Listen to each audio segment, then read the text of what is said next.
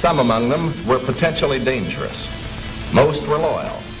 But no one knew what would happen among this concentrated population if Japanese forces should try to invade our shores. Military authorities therefore determined that all of them, citizens and aliens alike, would have to move. This picture tells how the mass migration was accomplished. Evacuation. More than 100,000 men, women, and children, all of Japanese ancestry, removed from their homes in the Pacific Coast states to wartime communities established in out-of-the-way places.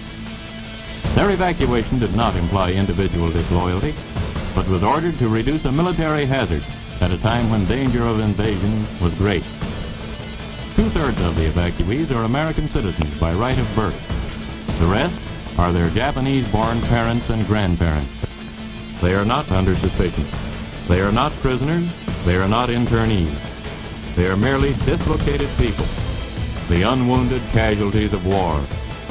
The relocation centers are supervised by the War Relocation Authority, which assumed responsibility for the people after they had been evacuated and cared for temporarily by the Army.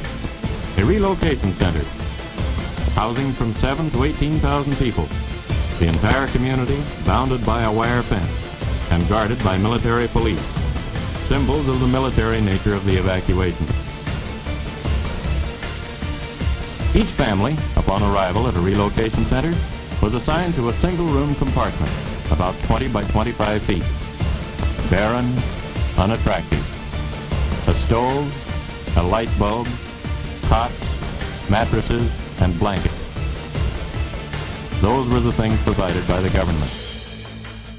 In 1942, the United States government forcibly relocated over 112,000 Japanese nationals and Japanese Americans to remote housing facilities called war relocation camps for the purpose of detainment, re-education, and forced labor.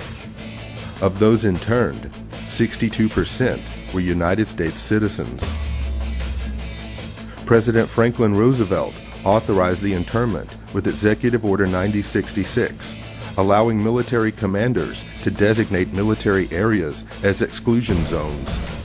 This power was then used to declare the entire Pacific coast as an exclusion zone, forbidding people of Japanese descent to live within these areas, unless, of course, they were held in war relocation camps.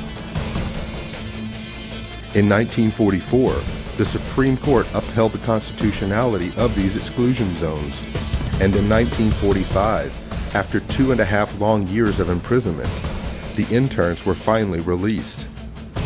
The United States government issued no formal apologies, but did present each former inmate with exactly $25 in cash and a train ticket home, if they were lucky enough to still have one.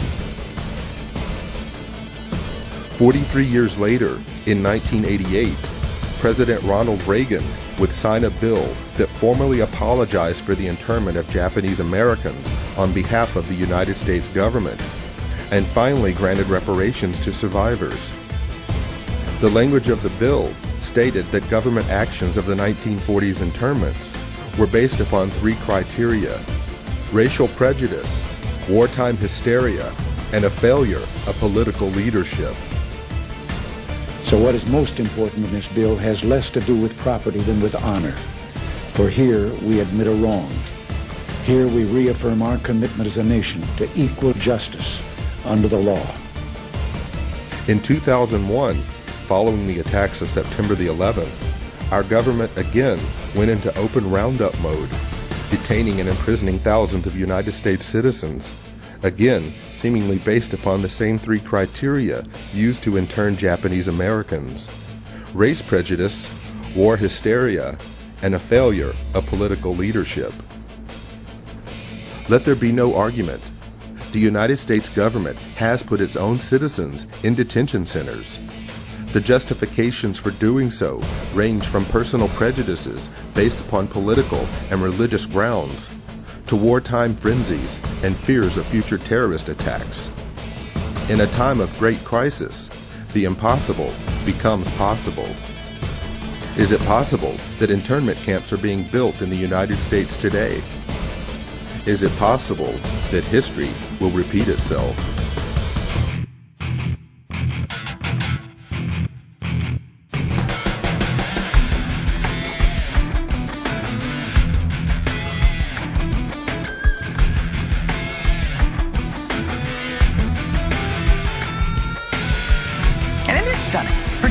especially to hear President Obama claim the power to keep people in prison indefinitely with no charges against them, no conviction, no sentence, just imprisonment.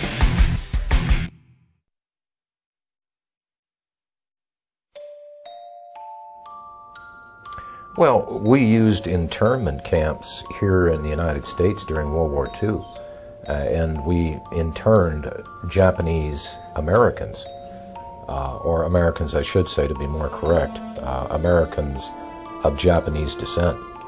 And these people were cordoned off for the duration of the war. Background checks could have been done. They could have been released or cleared out of those facilities. But it was thought best, because there was so much animosity toward the Japanese for the attack on Pearl Harbor and subsequent deaths of U.S. soldiers, that these people just be kept out of sight in one of their detention facilities. On April 1st, 1979, by Presidential Executive Order 12127, the Federal Emergency Management Agency was created for the purpose of coordinating the response to disasters that have occurred in the United States and that overwhelm the resources of local and state authorities. Upon its creation, FEMA absorbed the Federal Insurance Administration, the National Fire Prevention and Control Administration, the National Weather Service Community Preparedness Program, as well as several other federal-level preparedness programs. FEMA was also given the responsibility for overseeing the United States Civil Defense, a function which had previously been performed by the DoD's Defense Civil Preparedness Agency. In 2003, FEMA became part of the Department of Homeland Security's Emergency Preparedness and Response Directorate. FEMA follows three simple directives. 1. National emergency recovery.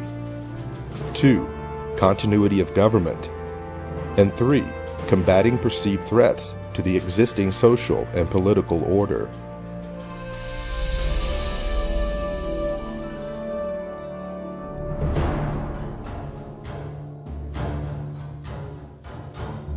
FEMA's implicit objective to provide aid to victims of disasters changed under the leadership of President George W. Bush. Although some may argue, prior to the Bush administration, FEMA's reaction time for responding to and the handling of national emergencies was beginning to improve. But in 2003, President Bush would shift the focus of responding to emergencies in America by placing FEMA under the umbrella of the Department of Homeland Security, whose stated objective was and still is to protect our nation from dangerous people. Did the Bush administration's war on terror mentality take priority over the government's emergency response to provide aid to victims during a national disaster? We're fighting evil. And I remember my first words to him were, Mr. President, my estimate is that 90% of the population of New Orleans has now been displaced. 90%? Yes, sir, I believe it is that bad. That's how bad it is. I really thought that would get just the whole mechanism of the federal government to come charging in, is once again this mentality that it's a natural disaster. It's a hurricane. It's not Al-Qaeda. The most important job of government is to protect the homeland. In the midst of a searing heat wave, Jefferson County residents lined up in their cars for food and water, wondering what took so long. Slow. Everything is slow. The man who runs the county, Judge Carl Griffith, agrees, and in a meeting with President Bush this morning said FEMA's delivery of relief supplies was unacceptably slow.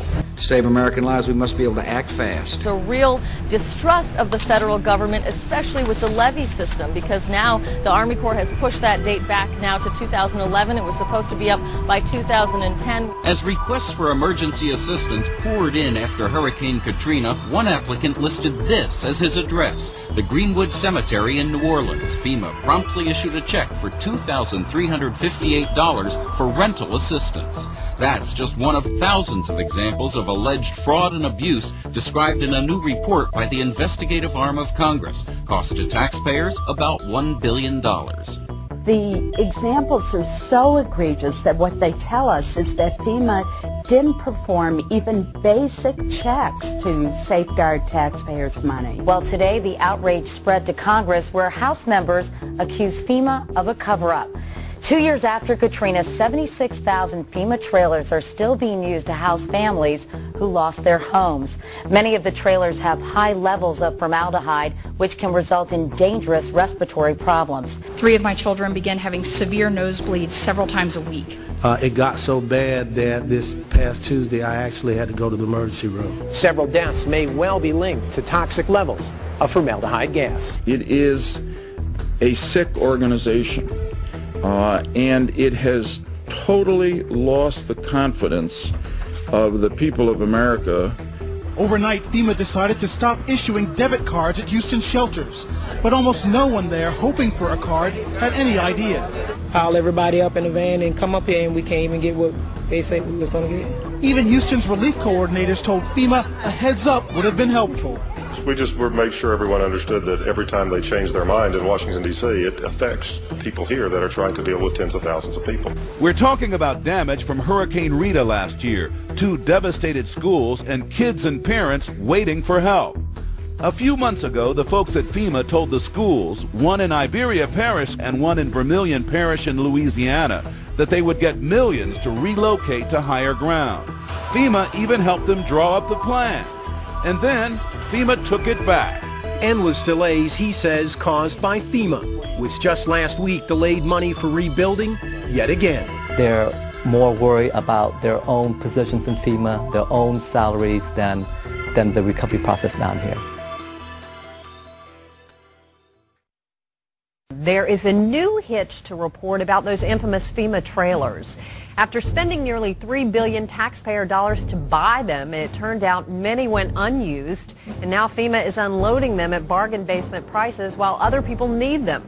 After a lengthy investigation, the congressional architects of the Department of Homeland Security concluded today that FEMA, the agency that is supposed to respond to hurricanes and national disasters, should be taken out of the mammoth Homeland Security bureaucracy, disbanded, then put back together in a better way and placed under direct control of the president during emergencies. A Senate report on the government's response to Hurricane Katrina says FEMA is so far beyond repair that the agency should be scrapped.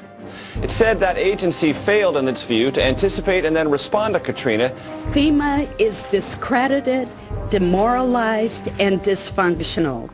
FEMA is discredited, demoralized, and dysfunctional.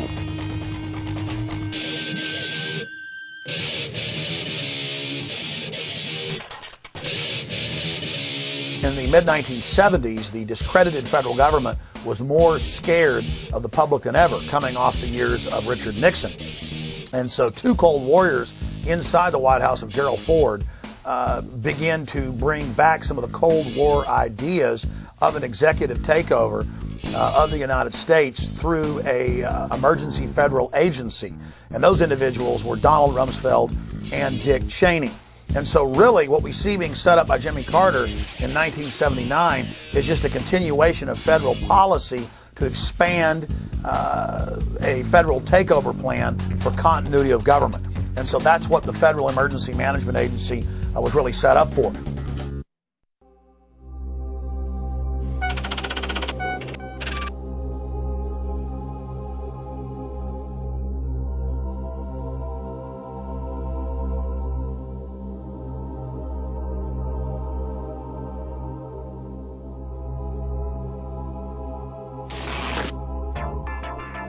Colonel North, in your work at the NSC, were you not assigned at one time to work on plans for the continuity of government in the event of a major disaster?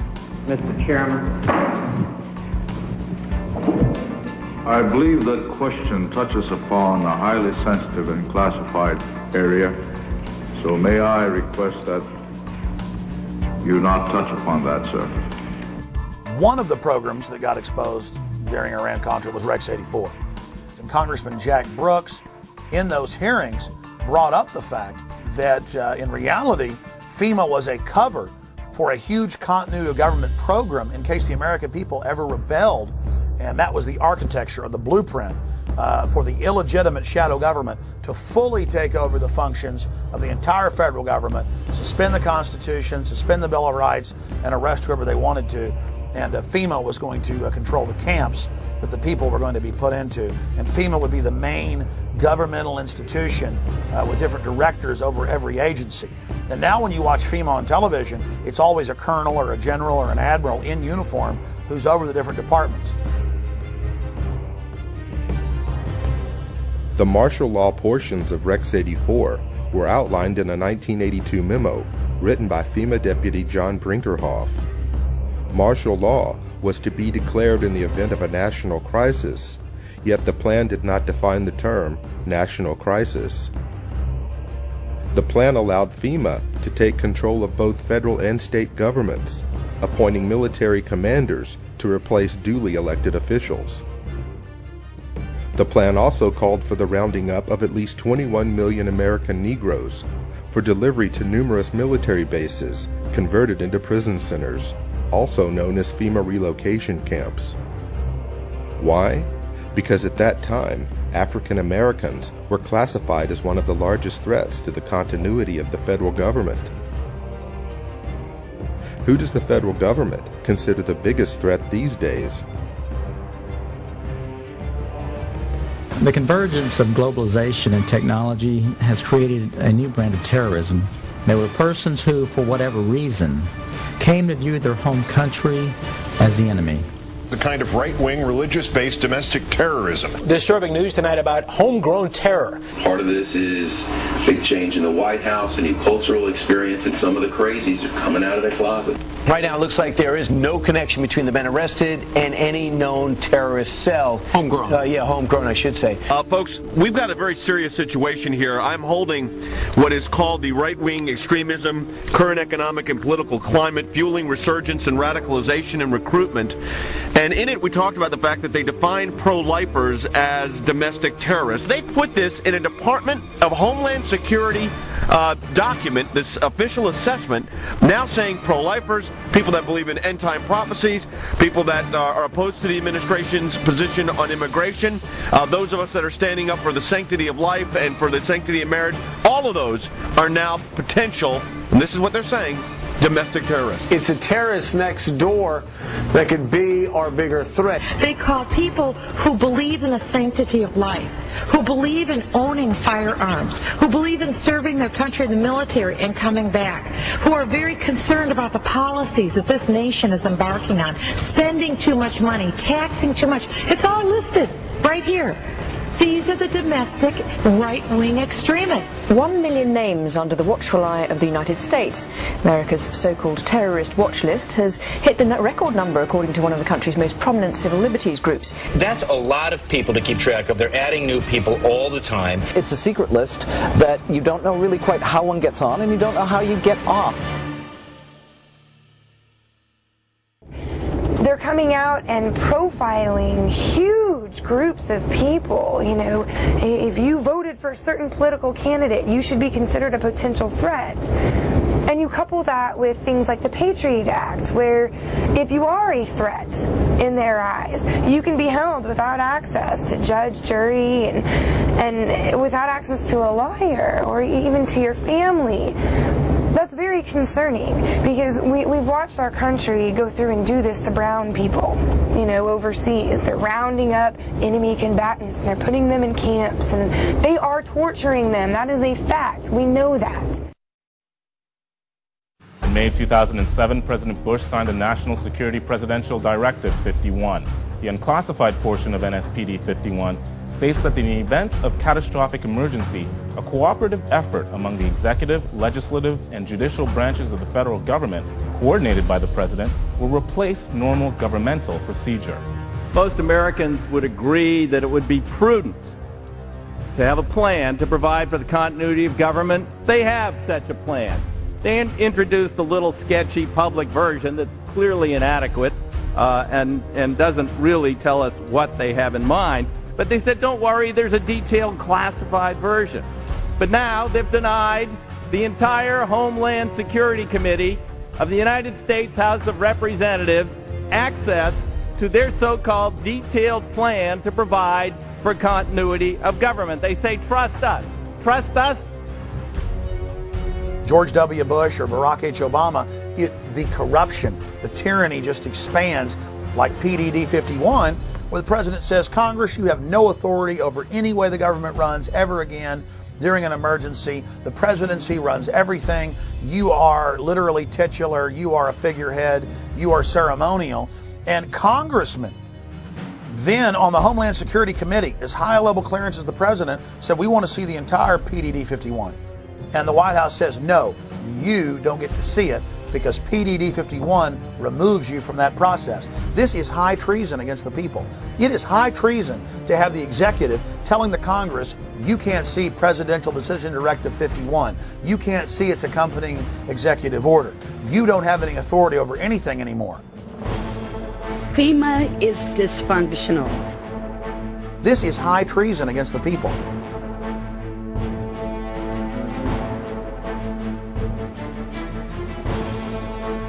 The FBI's counterintelligence program was a series of covert and often illegal programs conducted by the United States government and aimed squarely at investigating and disrupting dissident political organizations within the United States.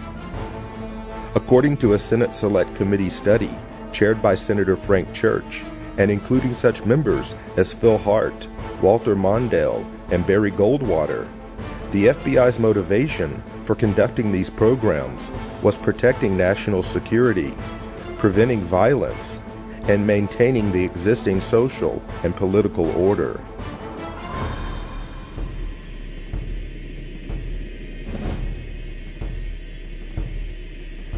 Targets included the Black Panther Party, the Ku Klux Klan, communist and socialist organizations, as well as non-violent civil rights organizations, anti-war groups, and a broad range of organizations lumped together under the title New Left, which included groups labeled for intensified attention, such as the Southern Christian Leadership Conference, the Student Nonviolent Coordinating Committee, and Congress of Racial Equality.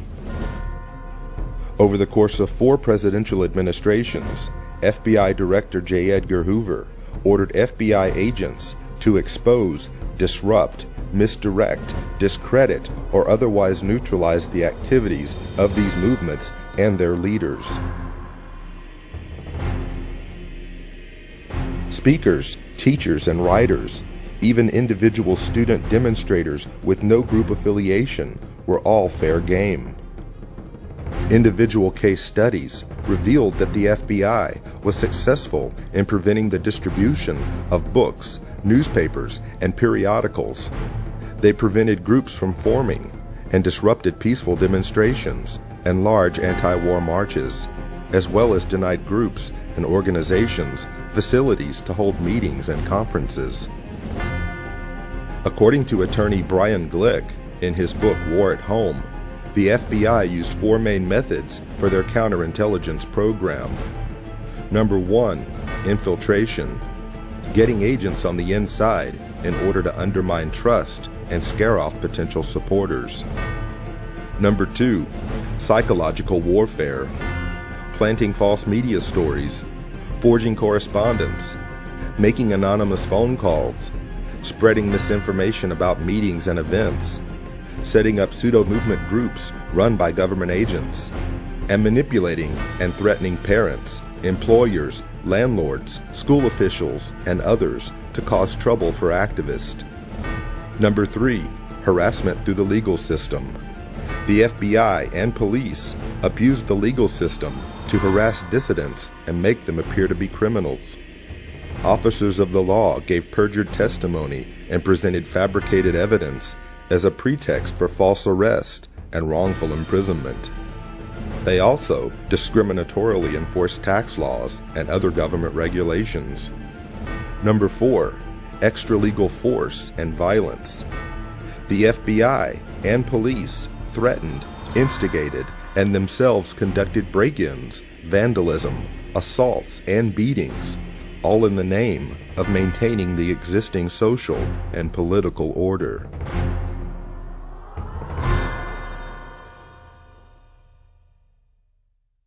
Increased security for 4 New Jersey Supreme Court justices after their home addresses were revealed in a webcast by a self-proclaimed white supremacist.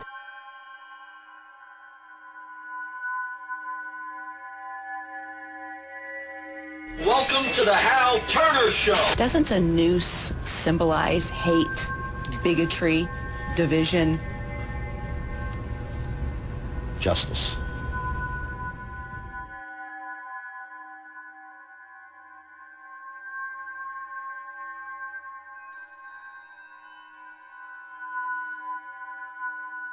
Who are you? Where are you calling from? Hola, Hal. This is Pedro. Spick, From San Diego. don't call my radio show anymore, you filthy spick animal.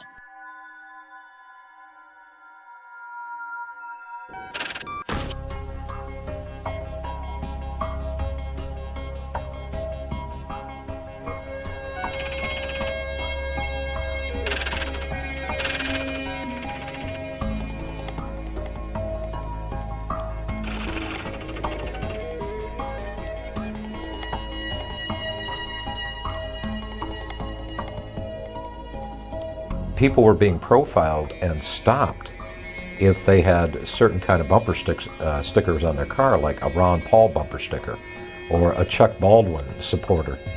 And as you read the Make report, bits and pieces that were lifted right out of the Project Megiddo report back in 1999 by the FBI, describing what terrorists were, how law enforcement could identify potential terrorists. And I can remember back in the 90s, the FBI was doing an education program with local law enforcement, and what they had was a trifold pamphlet. Again, this was not meant for public consumption, only to be passed around amongst the rank and file and the police. It ran through the list of what a potential terrorist might be or what they might prescribe to. And the list is kind of interesting. If you were a supporter of the Constitution, if you were an ardent supporter of the Second Amendment, or even if you were a person of deep religious conviction, you might be a member of a certain cult. And going back to Project Megiddo, it's all basically the same thing. That if you have any strong beliefs in anything, that you could be a possible threat. You could be a terrorist threat against government structure. In Missouri, a new document meant to help Missouri law enforcement agencies identify militia members or domestic terrorists has drawn criticism. The February 20 report, called the Modern Militia Movement, mentions such red flags as political bumper stickers for third-party candidates, such as Ron Paul, who ran for president, talk of conspiracy theories such as the plan for a superhighway linking Canada to Mexico, and possession of subversive literature. So the state police in Missouri have been told that if you see a car with a bumper sticker that opposes the so-called creation of North American Union, the superhighway, that you are probably following a militia member, that you are following an anti-government radical. If you see a car with a bumper sticker that says Ron Paul for president, you might be dealing with a violent radical. Exercise extreme caution.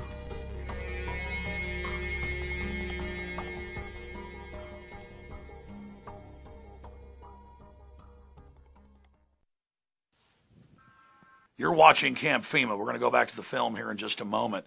But every week I am called by Salon, Newsweek, you name it, saying, Mr. Jones, what's your proof of FEMA camps? And then I give them the evidence that you see in this documentary.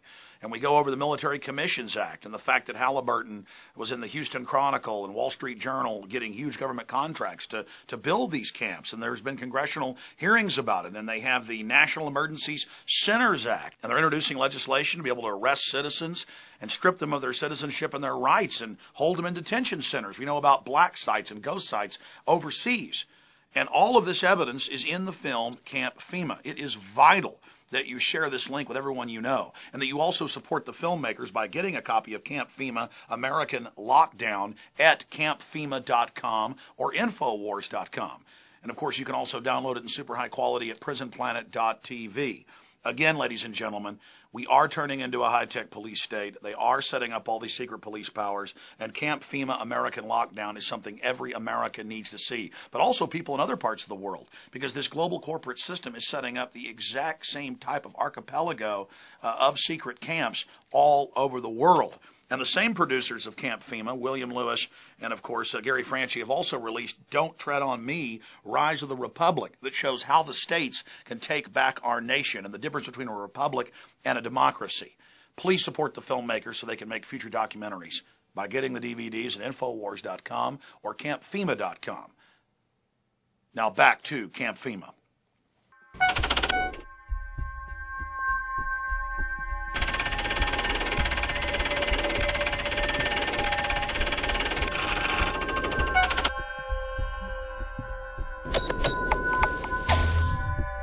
We do know that 28% of their funding comes from the Department of Homeland Security. This is not the first time that a report has been issued to Missouri law enforcement and surrounding fusion centers in other states by the MIAC Center. This right here is a stack of every single one of the MIAC reports that has been drafted. MIAC Alert, Constitution Rangers, June 7th, 2007. You've got the Black Separatism Bulletin, November 4th, 2008, American Radical Islam Converts. Here's the MIAC Strategic Report dated 11/28/2008 on the anarchist movements. You've got it on the Modern Committees of Safety, Voice of the People, or Militias in Disguise. That's January 9, 2009, which came out right before the infamous MIAC Strategic Report on the Modern Militia Movement. So they've been producing these documents for quite some time. If the people profiled in this document could be considered a potential threat to law enforcement, that means they could be considered a potential domestic terrorist. And if you have the word terrorist attached to your name, whether it is domestic or foreign, the Patriot Act still applies to you, whether you're an American citizen or not. I remind you that before the Nazis began to persecute and incarcerate and kill and so forth the Jewish people in Germany, the first thing they did was label them as extremists and fanatics and all these kind of things and get the people conditioned against them. And then with the approbation of the general populace, they were able to unleash the fury of the state against them, and we all, of course, know what happened as a result of that.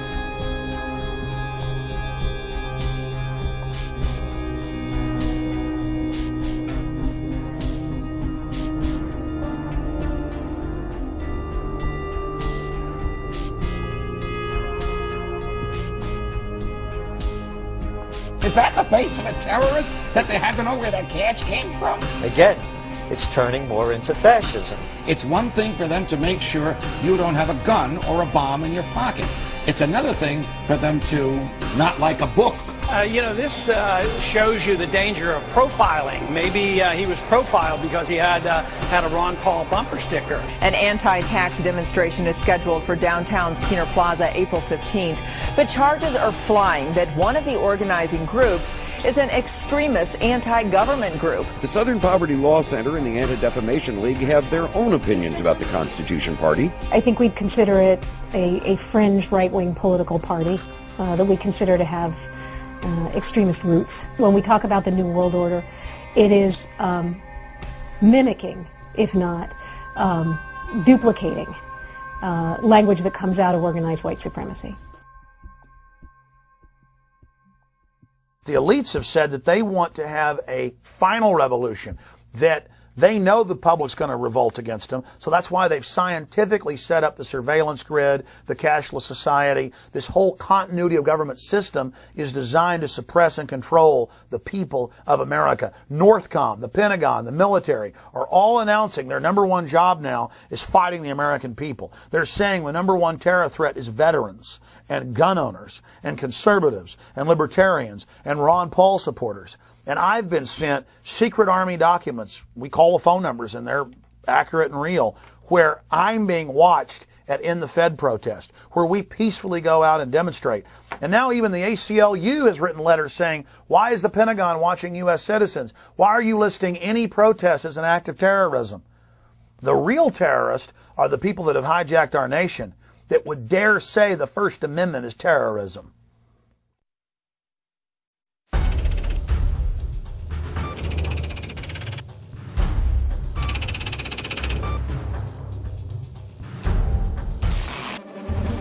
Two new reports out document an alarming rise in the number of hate groups in the United States. The Southern Poverty Law Center's intelligence report found 926 active hate groups in the country. That's up more than 50% from just 2000. Morris Dees is the founder of the Southern Poverty Law Center. He joins us from Montgomery, Alabama. Good morning, sir. Your report dovetails with a brand new report from the Department of Homeland Security claiming basically the same thing. And they say part of it is because of the election of President Obama. Other part of the responsibility goes to the deteriorating economy. The political climate, the election of Obama, the immigration issues that have faced the United States over the last 5 to 10 years, and now especially the economy, is almost causing a resurgence of what we saw in the days of Timothy McVeigh, almost a militia movement that's being reborn in the United States. Homeland Security says people who oppose abortion or worry about the threat of illegal aliens could pose a radical threat to America. It warns about groups and individuals dedicated to single issues like abortion, immigration, and gun rights, and even raises a red flag about veterans returning home from the wars in Iraq and Afghanistan. Does this report seem to lump in ordinary Americans who have real concerns about stuff with nutjob racists and anti-Semites? There's one thing that's glaringly missing here. No discussion about the real terrorists, the Al-Qaeda cell groups and others that are located inside the United States. It's all about domestic. It's not overseas. The most dangerous. It literally changes the entire focus for the Department of Homeland Security has been doing. I was passed by an Oklahoma City police officer vehicle. They slowed down, got in behind me, followed me for about 3 miles, and then pulled me over. When the officers approached my vehicle, they asked me if I knew why I was being pulled over, and I said no, I had no idea. And they said it's because of the sign in the back of your truck. And I said, my sign that says aboard Obama, not the unborn. And the officers said yes, that's why. Later that afternoon, I got a call from the Secret Service. They wanted to do a quick walkthrough of my house to make sure I wasn't some kind of radical racist. Why would Americans, under the guise and the threat of worldwide terrorism, why would they willingly give up or relinquish their rights to government when our rights did not come from government in the first place? Our rights merely came from God. They were enumerated by the government, put in the Bill of Rights as a reminder not to us, but those in power as to not violate them. And I know the history of government, not just American government, but the history of government well enough to know that most governments acquire power and they do not like dissent. We are losing our freedoms in the United States. Most Americans do not realize that we have free speech zones in the United States. I mean, talk about an oxymoron. You know, all of the 50 states are a free speech zone. You're an American. That by definition creates a free speech zone. We have freedom of speech because we stand up and say what we think, not because the Founding Fathers ratified the First Amendment in 1791. So if we're losing the free speech zones, the governments in general throughout history have tried to quell dissent by controlling the media, which we already have in this country, and by generating fear of confrontation. After Seattle, the feds said we can't allow protests anymore in America. It's too dangerous. That's why we're going to have free speech zones miles away from where the events are, in baseball fields, in church parking lots, where nobody can see you or hear you. You've got your First Amendment, but you've got it way over here miles away. That all started as a beta test in Seattle in '99 with the police, after they'd staged the riots, with hired anarchists, coming up to people saying nowhere in the city could they even wear a pin saying no WTO.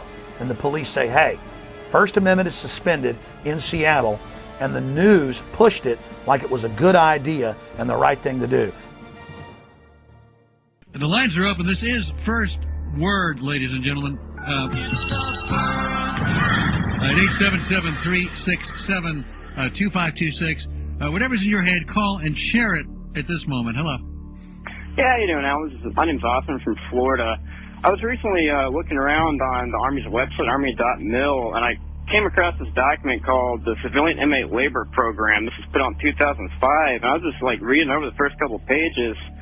Just in the first couple pages, this document on the Army's own website talks about converting military bases and installations into giant prisons and establishing civilian inmate labor programs. Have you ever heard of it? No. This is on Army.mil if anyone wants to look it up. Okay. It came out in 2005. Another conspiracy theory. This is on the Army's website, sir. All right, so we're all going to be in prison, right? They're going to have prison camps? I don't know, but, I mean, obviously there's a document that has Yeah, there are lots of plans documents for it. in lots of places. But this is on the military's own website. Yeah, okay. There. Yeah. Army.mil. Okay. I'm at Army.mil. Says the link's broken. There's no such Army.mil. Can you get to Army? I can't get to Army.mil.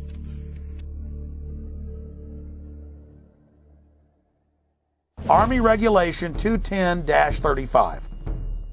Now, this was set up in 1986 secretly.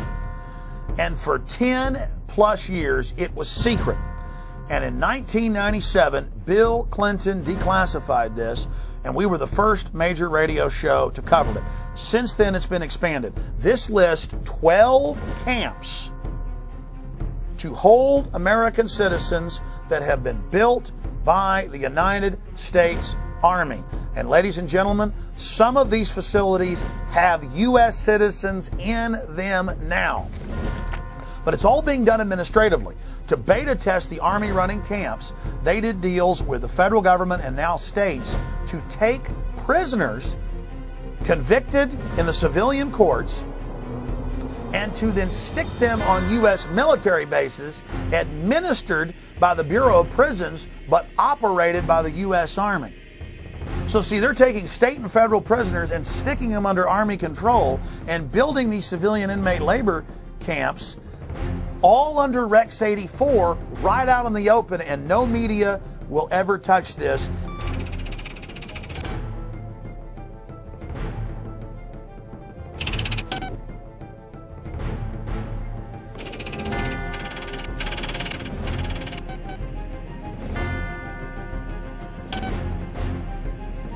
Beginning in October, the Army plans to station an active unit inside the United States. Under NORTHCOM and under the new Homeland Brigade, that was first going to be 3,000, and then 20,000, and then 40,000.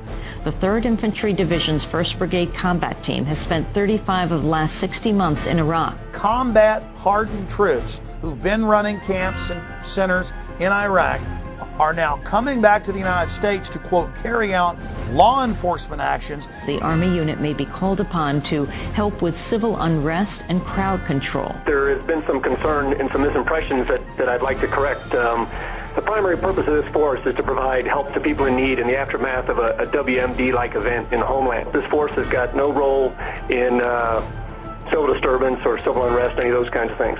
The Army Times reporting, quote, they may be called upon to help with civil unrest and crowd control or to deal with potentially horrific scenarios, end quote. NORTHCOM, the Northern Command that came into being in October of 2002, when that came in, people like me were concerned that the Pentagon was going to use its forces here in the United States, and now it looks like, in fact, it is, even though on its website it says it doesn't have units of its own. Now it's getting a unit of its own. And the Army Times said during civil unrest inside the United States that the Army's new job would be engaging the American people. The Posse Comitatus Act of 1878 generally prohibits federal uniformed services from carrying out domestic law enforcement duties, except in cases expressly authorized by the Constitution or an act of Congress.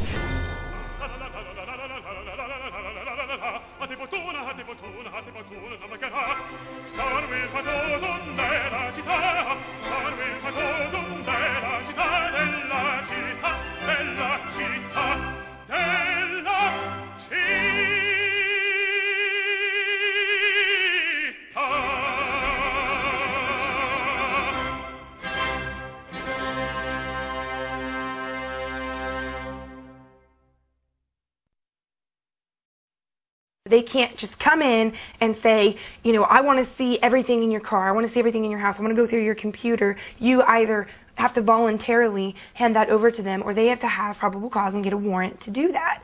So it's very clear that the government does not have the authority to be spying on us. That was not the intent of our founders when they created this system of government. Over the last decade, we've seen the introduction and enactment of some of the most dangerous legislation ever to be conceived by our elected officials, who have not forgotten who they serve, but only now reveal to the American people, through the fruit of their own actions, that our rights and our freedoms are secondary. The USA Patriot Act allows for American citizens to be picked up and incarcerated indefinitely without charges, and allows law enforcement to conduct warrantless and secret searches of Americans' property and possessions. The Military Commissions Act dissolved the cornerstone of our Constitution by removing the writ of habeas corpus, allowing the permanent imprisonment of enemy combatants, and disallowing petitions to the court to know why you've been locked up in the first place. Although never passed by the Senate, the Violent Radicalization and Homegrown Terrorism Prevention Act shows us the mindset of our leaders in Washington. If passed into law, the bill would make public demonstrations and protesting into an act of terrorism, and label the organizers as thought criminals and potential homegrown terrorists. Now that the federal government has the authority to sneak, snatch, and lock up its own citizens, a new bill has been introduced by Congress that gives the feds a place to hold those outspoken dissenters and potential domestic terrorists. The National Emergency Centers Establishment Act, or H.R. 645, allocates military bases to be converted into FEMA emergency centers.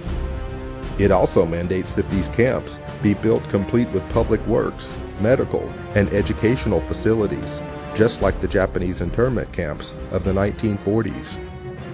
Why is the media on one hand saying there are no FEMA camps, but on the other hand, legislation has been introduced to build them? H.R. 645, titled the National Emergency Centers Act, directs the Secretary of Homeland Security to establish national emergency centers throughout the United States. It's all being done for your own good. The bill directs these camps to be built in existing military installations, whether operational or not, for the stated purpose of providing temporary housing and to meet other appropriate needs as determined by the Secretary of Homeland Defense. Here's H.R. 645 legalizing what has already been developed, what's already been paid for by FEMA.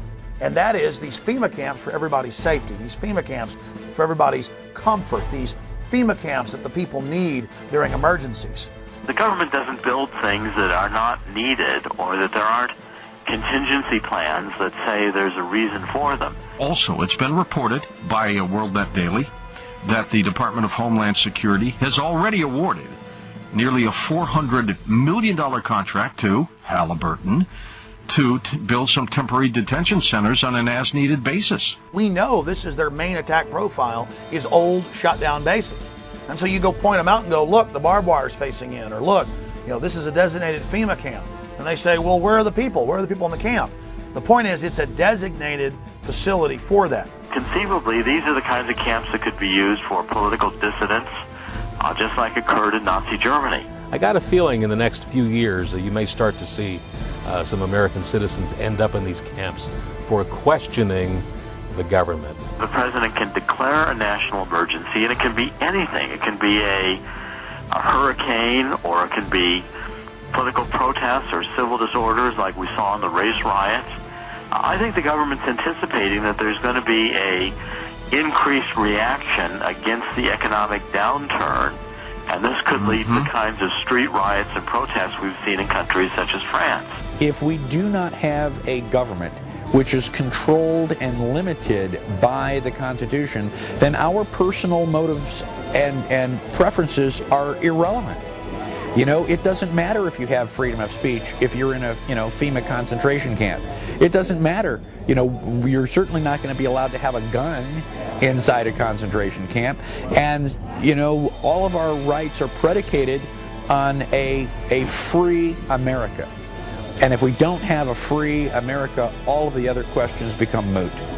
Don't these companies have a responsibility morally if they're in there building camps and building shackles and building barbed wire facing in to speak out and say this is unconstitutional in the United States? Well, of course they do. But Kellogg Brown and Root was connected to some of the contracting that went on at Camp X-Ray, Guantanamo Bay in Cuba. So this is their business. I talked to the Department of Homeland Security spokespeople, and they affirmed the contract with this KBR, the former Halliburton company, was in place. The Department of Homeland Security was ready to build these contingency as needed detention centers anywhere in the country in the event of any kind of a national emergency, including natural disasters or, again, riots or protests. Just because you think someone might commit a crime doesn't mean that they have done anything, and does not mean that you have the right to punish them for what you think they are going to do. You know, in our system of government, you're supposed to be innocent until you are proven guilty, not guilty until you're proven innocent. And so if you can be declared guilty or potentially guilty before you even lift a finger, that is bordering on thought crime. That is bordering on punishing people for pre-crime.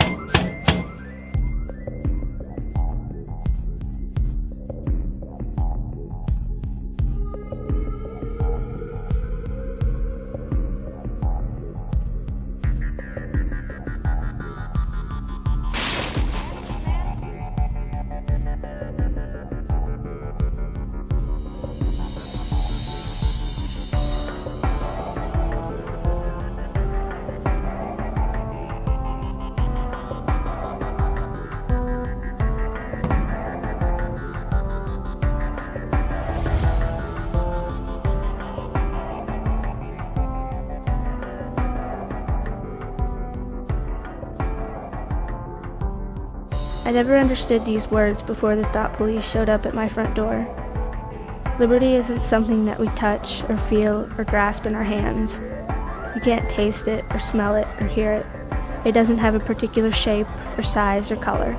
It's intangible, elusive, and in constant need of nurturing, or else it withers and dies on the vines of tyranny. Modern tyranny is a lot more sophisticated than the Hitlerian or Stalin-esque things we've seen in the past. But even in Hitler's day, they knew how to sell it.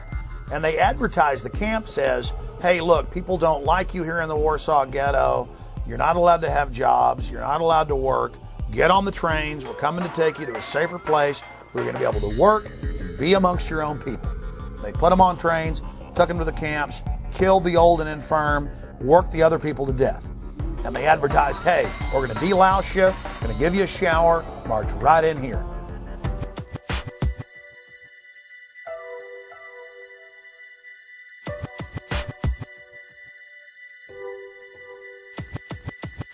You have arrived at Sobibor. You are in eastern Poland. This is a labor camp. We have brought you here to work. You will work hard, but hard work is good for the soul. So in reality, we are your benefactors. You will be housed, you will be fed. All we ask is your cooperation. If you do your job, you will have nothing to fear. You will be given postcards. Write to your relatives, friends, to tell them that you have arrived here safely. We will mail them for you. Unfortunately, there have been reports that typhus has broken out at several labor camps. We do not want typhus at Sobibor.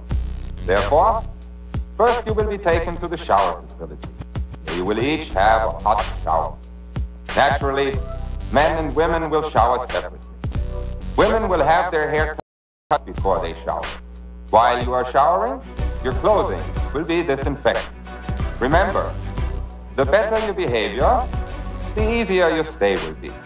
as they roll this system out, this total federalization out, they're selling it as if the FEMA camp is a place that the disadvantaged and the poor and the illegal aliens, as the economy collapses, will need to come, will need to stay.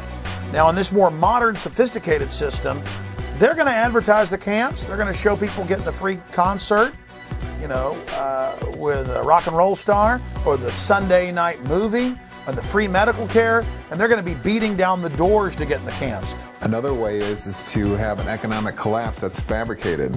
Okay, you cut lending from banks. Nobody has any money anymore. The economy tanks. Okay, then you've got massive people homeless everywhere. Then there's a problem. Economic collapse. The reaction is people get desperate and need a home. Solution is we present the home to you, which is the FEMA camp, which will be advertised as a wonderful place. Of course, it's a lie.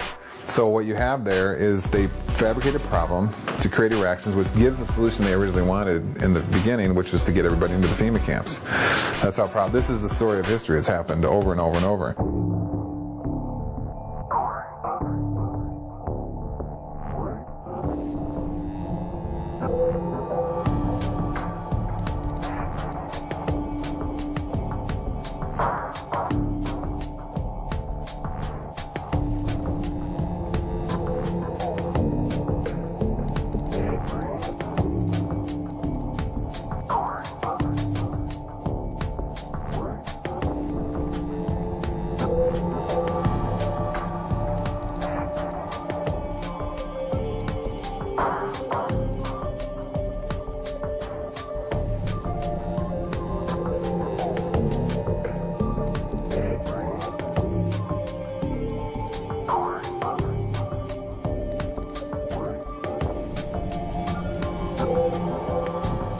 If you can detain people, I would call them quasi-concentration camps.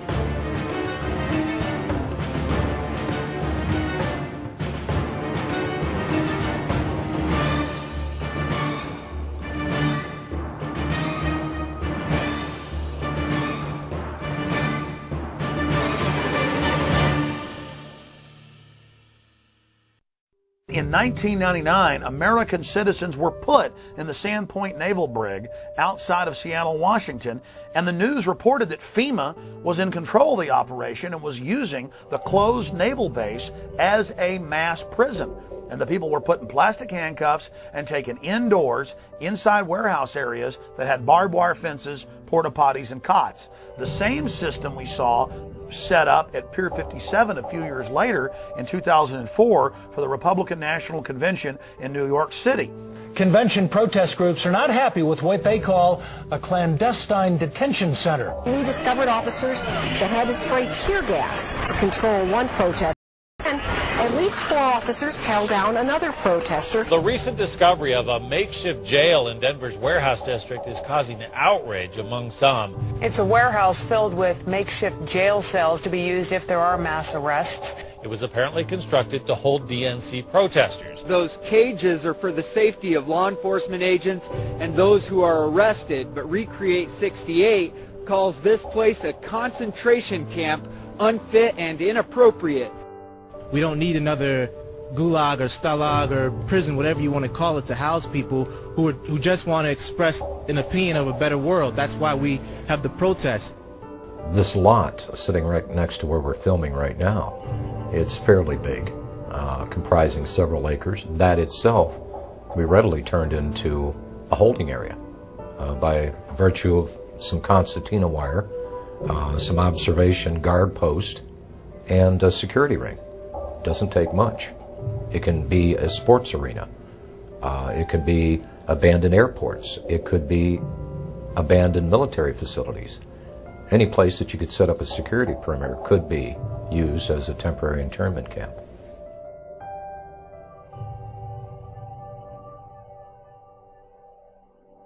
Well, it's recording. We got a Fema RV thing right over here. I don't think that's a safety. I think it's a security guard. Yeah, but why is a Fema RV parked in front of the mall? In front of the mall? In front of the closed part of the mall. That's real weird. Dude, look, it says Department of Homeland It's the Security. Department of Homeland Security parked in front of the mall? In front of that closed part, though. Can you go? No, you can go in there. What kind of... Why do we need Homeland Security at the mall? No. Do we need Homeland Security right here?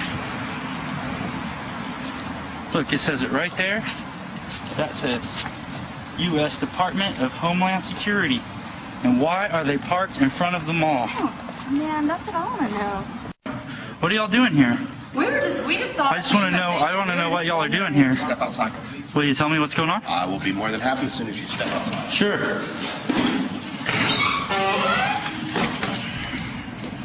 Is there a reason you're doing that? We just saw the FEMA cam, and I thought y'all were part of the. There's some sort of emergency, or what's going on? Been shut down, or not the mall. This store had already been shut down, but Is there some reason why FEMA's here, though? in case Ike hits. In case Ike? In case I've already what? told him he's not. Dude, you're just a security guard. I'm Yeah. a security guard. Don't Yeah, I'm sorry. We're part of an organization that is just making sure everybody understands what's going on these days. I don't understand why y'all are here though. Well and fine. I still didn't explain why y'all are here. I'm not going to. Okay, just don't step. So back. what kind of operations are going on inside? Have a good day. Just tell me what kind of operations are going on inside. They built the temporary detention center. It was about 780 beds that have really made a difference. We still have a long road ahead of us, but FEMA's going to stick with us, and I know we'll make it. It's a $37 million facility. It was built in Indiana. It was modeled off of a modern facility in Michigan. It originally was designed in the States and brought down here in sections, so we put it together like one big Lego piece. Then people started noticing on the backs of flatback rail cars these little 1- and 2-person mobile concrete jail cells. And those indeed have been manufactured by the tens of thousands and purchased by the federal government and local governments. And they've been stockpiling on county, city, state, and federal land hundreds and hundreds and hundreds per site of these little mobile concrete jail cells. So there certainly is a buildup of that type of equipment.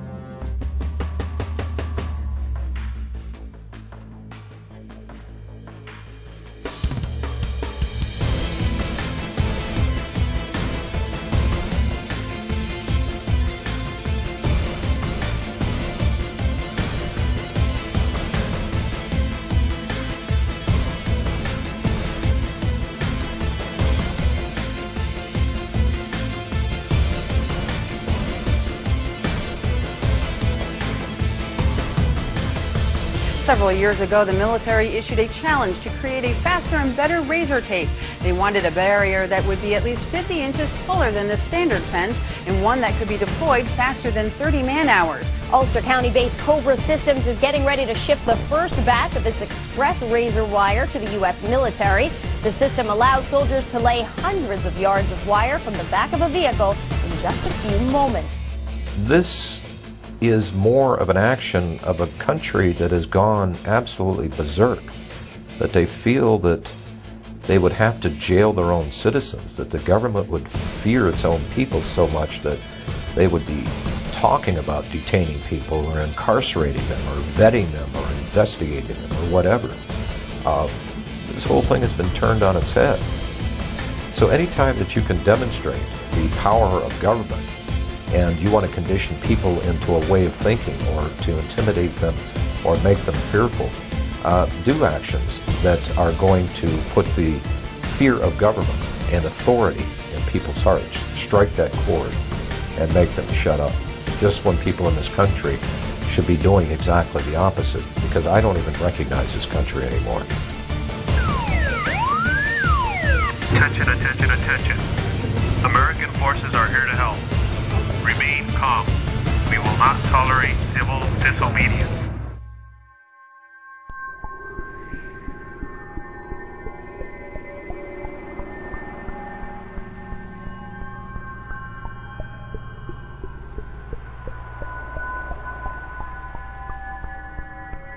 Military Occupational Specialty Internment Resettlement Specialist.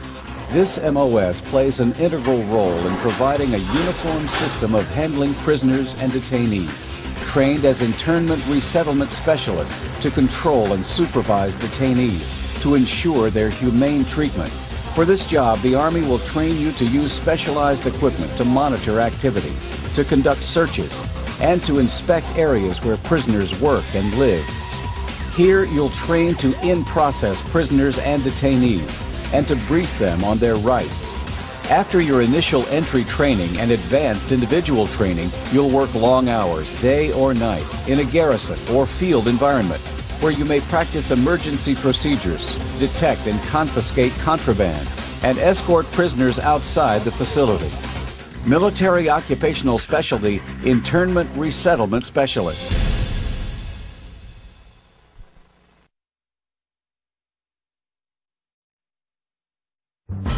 The burden of service has fallen almost exclusively onto the backs of our military.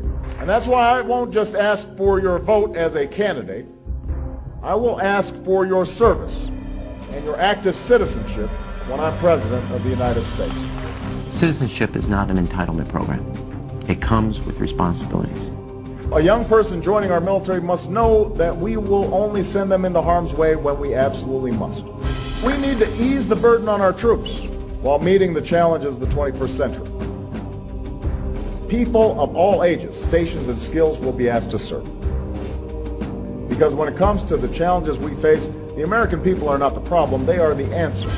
We cannot continue to rely only on our military in order to achieve the national security objectives that we've set. We've got to have a civilian national security force that's just as powerful, just as strong, just as well funded. Everybody somewhere between the ages of 18 and 25 will serve 3 months of basic training and understanding in a kind of civil defense. That universal sense of service, somewhere between ages 18 and 25, will give Americans, once again, a sense of what they are to be American and their contribution to a country and a common experience. We were taught, my brother and I, is that you have an obligation to give back. That's why community service has been such a big part of my life. Our troops need to know that we're making the same commitment to this country that they've made.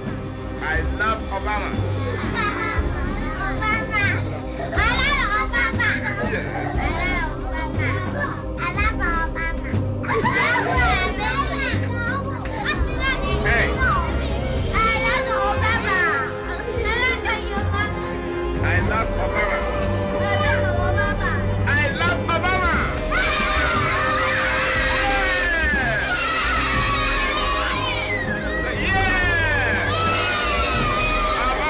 Is not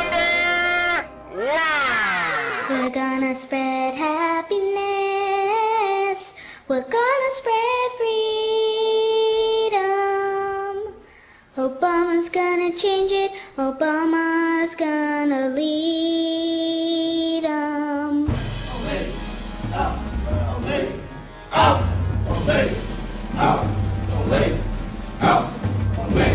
Since then, even the New York Times has reported that they're training the Boy Scouts now with Homeland Security to, quote, take on disgruntled veterans and gun owners in, quote, seek and destroy operations. And they had photos in the New York Times of these kids dressed up in Homeland Security outfits going after veterans and gun owners. Stalin said, give me somebody before age 7, I can turn them into anything I want. So that's why there's this push. Get the kids into the school system. Get them to not follow evidence. Get them to only do as they're told. Get them to be little robots. Get them to think it's normal to march up in lines and act like little soldiers and so forth. And then later in life, they'll never know the difference. Everybody has to get rid of the idea that they're an individual. They have to understand that we all have to work in the group for the collective, for the good of the whole. Not for the good of your child or for the good of the teacher, for the good of the whole. If you have to give up some of your most cherished beliefs, and that they have to train you to give these up because it's going to be for the good of the whole, you give it up. What this legislation does then is to help harness this patriotism and connect deeds to needs.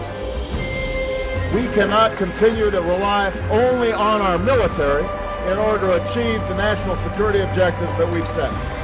We've got to have a civilian national security force that's just as powerful, just as strong, just as well funded.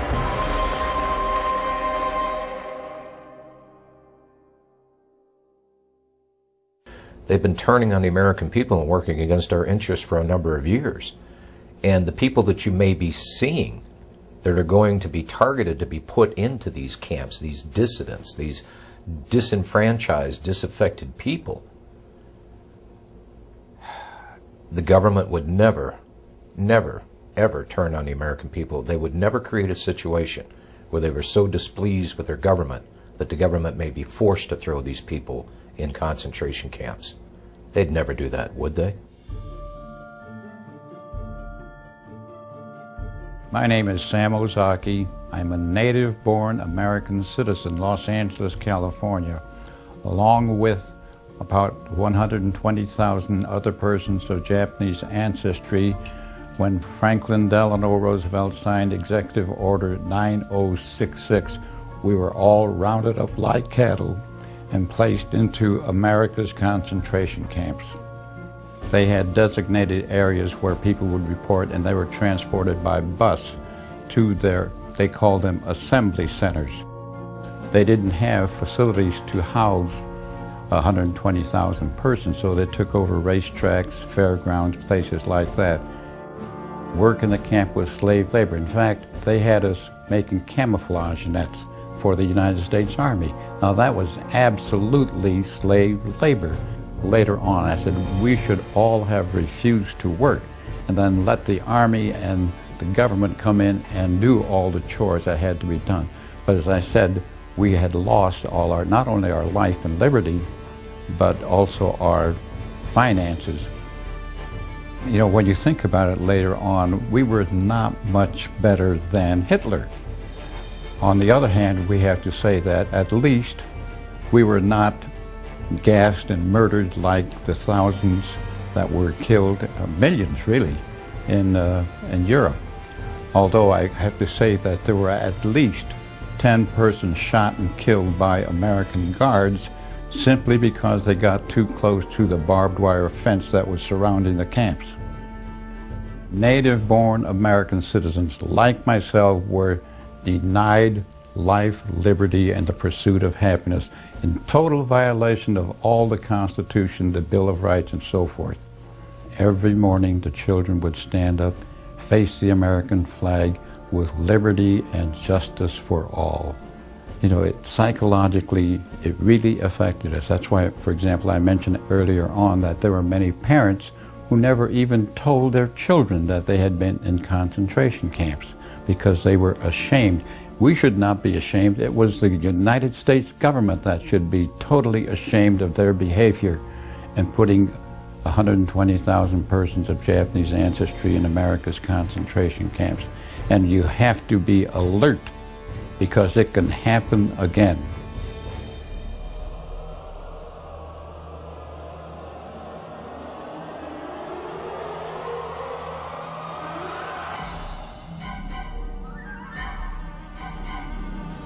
We look at American history between 1942 and 1947. The data that was collected by the Census Bureau was handed over to the FBI and other organizations at the request of President Roosevelt, and that's how the Japanese were rounded up and put into the internment camps. I'm not saying that that's what the administration is planning to do, but I am saying that private personal information that was given to the Census Bureau in the 1940s was used against Americans to round them up. I think there is a point when you say enough is enough to government intrusion. And you had mentioned this earlier, 28 pages. I have the survey right here, Glenn. This is the 28-page survey. This is the short form that every American will get next year. Does the federal government really need to know our phone numbers? Do they really need to know, like you said, the date and time that we leave, mental stability? You know the one question that's not on this survey, Glenn? Are you a U.S. citizen? I am just not comfortable with the way this census is being handled, with associating with ACORN, with the questions that are being asked, with Americans being compelled to give this information. How will this be cross-checked? Will it be held privately? It's up to a $5,000 fine. They're saying that if somebody who is connected with ACORN, now working for the U.S. Census, shows up at your door, knocks on it, and demands to know your race, your employment status, the name of everybody in your household, whether you've ever received food stamps, and your phone number, and everybody else's phone number, and you say, I'm not really comfortable giving that to you, you're going to get fined $5,000. The United States government between 1942 and 1947 passed the Second War Powers Act. They used the U.S. Census information to round up the Japanese and put them in the internment camps. Okay. Americans were told that they wouldn't have their information used against them. They did.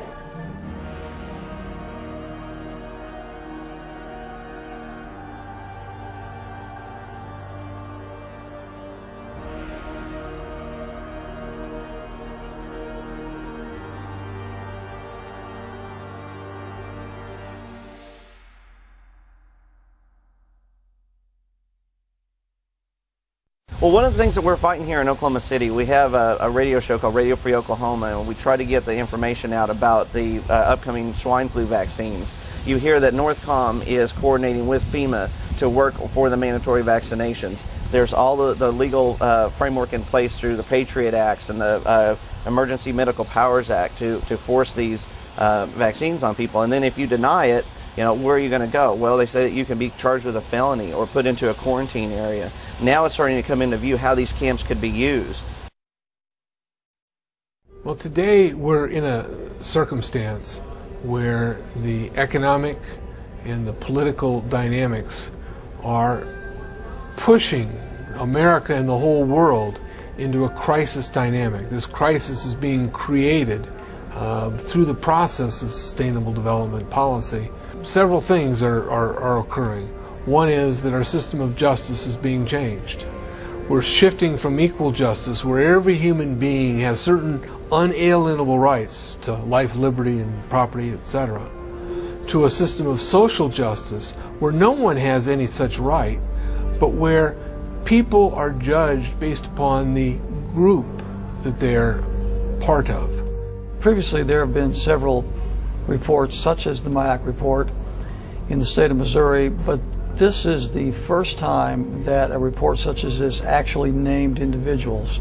Once you label someone in a derogatory manner, an extremist, a potential militia member, terrorist, whatever term is used, for some people the moniker will remain. Before you can persecute people, before you can incarcerate large numbers of people, you have to marginalize them. You have to create the image that these people are dangerous to society, or they're extremists or radicals, call them what you will, but marginalize them from the mainstream of society so that at that point the rest of society will accept the persecution that might result upon this group. It's been an age-old strategy that's worked in every totalitarian regime in the history of the world. And that's why we're concerned here in the United States when we see this kind of marginalization going on about people who voted for Ron Paul or people who voted for Chuck Baldwin. Why are they being marginalized? Why are they being singled out as a potential danger to society? And I think it's shades of the strategies and tactics of totalitarian regimes in history past, and that should never happen in this country. The people in Washington, D.C. haven't represented what was on the American people's minds for a long, long time. They are the most disassociated, discombobulated, disconnected people on this planet. And they necessarily had to do that for all the violations of the Constitution that they've done. Just how far are you willing to go before you stand up and say no more to the federal government? Our founders actually intended for the federal government to be very small and limited, and that most of the service of government was to be done in the states. And so I think there's probably a growing conflict between states and the federal government. And I think there's some really good reason for the federal government to be concerned right now, because I think there are a lot of people in the United States that are beginning to say, where are we going to draw the line in the sand and say no more to the federal government?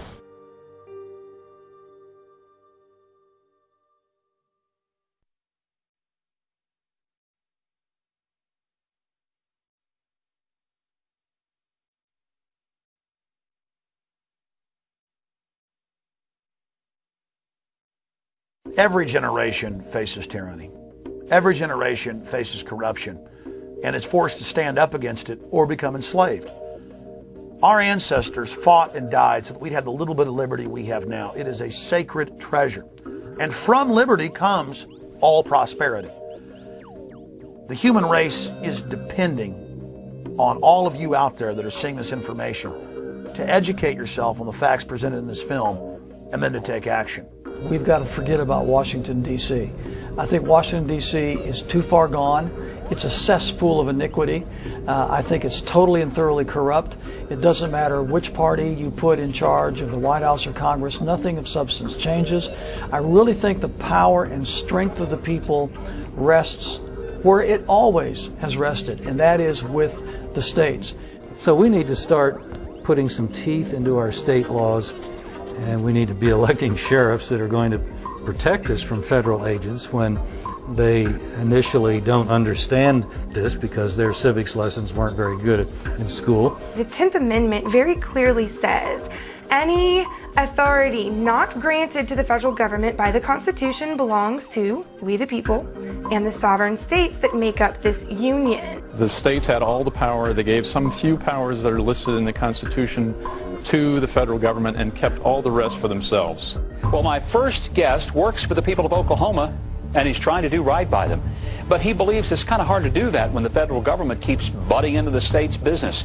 And now he's working to pass a bill in the state of Oklahoma that would declare state sovereignty from the federal government. Well, the resolution is saying that the Constitution is the supreme law of the land and that it specifically delegates certain powers to the federal government, and all other powers are reserved to the people and the states, and that the federal government has increasingly moved out of that framework over the last several decades, and that they need to get back into that proper role. A number of states already have them. Many more are considering similar resolutions as a bulwark, proponents say, against the federal government handing down laws that they see as unfunded or unconstitutional. Ongoing pattern of overstepping its constitutional authority. Dozens of states are now considering resolutions asserting their sovereignty under the 10th Amendment in the Constitution, pushing back against Washington's intrusion into everything from land use to gun control. And there's really somewhat of an uprising in the states across the country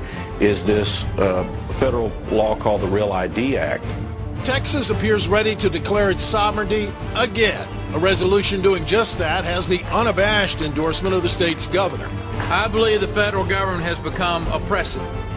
I believe it's become oppressive in its size, its intrusion in the lives of its citizens, and its interference with the affairs of our state. The bill, HCR 50, is currently in Texas's House. It reasserts the constitutional guarantee of the 10th Amendment. We need to focus on our state government. We need to focus on our state legislators, the governor's mansion, the state Supreme Court, the sheriffs at the state and local level.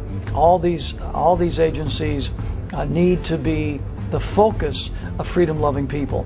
And if you do treasure the notion that your rights are unalienable, meaning imbued in you by our Creator, and you want to defend the American circumstance, the only way we can effectively battle the Agenda 21 protocol is to do it locally. We have the checks and balances in the states to be able to maintain the freedom of our people. You get involved in your local area. I mean, that's where you can affect the most change. I don't know why we have FEMA. I don't see anything about a FEMA in our Constitution. I think it should be eliminated. We're fighting tyranny. We're standing up for liberty. We're the good guys. We have the moral high ground on our side. All you have to do is get started. Take that first step, and then you'll find that you get this momentum, and you can't stop it. We are the government. Do whatever you can to get involved and get to know what is happening in your state. Are they watching people in your state and sending information up to FBI and Homeland Security? Are you going to be profiled in a report issued by your state?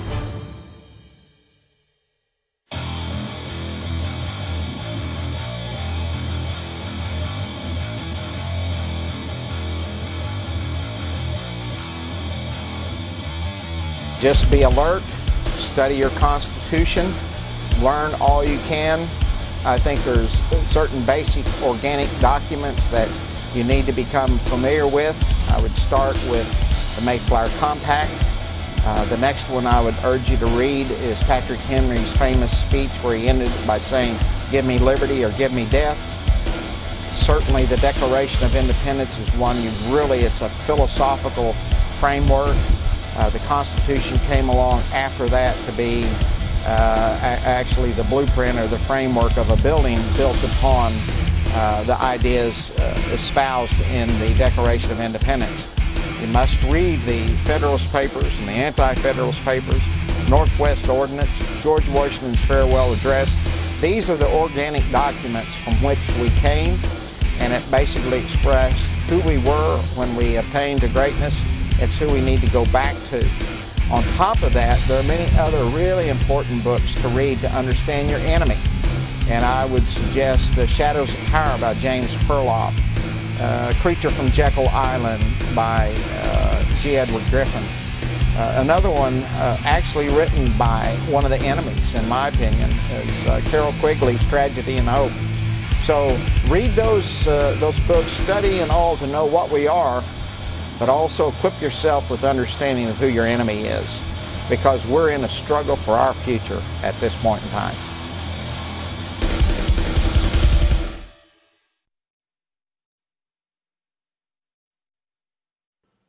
Thank you for watching Camp FEMA American Lockdown.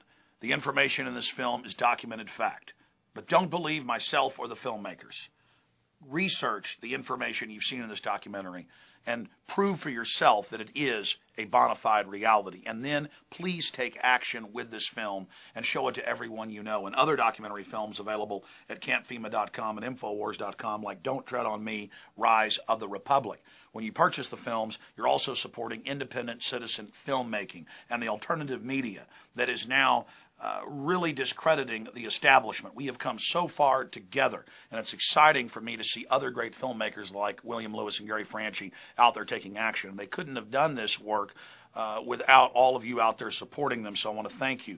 If you want to get involved in Gary Franchi and William Lewis's organizations, you can visit the website restoretherepublic.net or takebackwashington.com to get involved with other patriots in your area in our fight to restore our constitutional republic and to remove it from the control of the offshore criminal cartel known as the New World Order.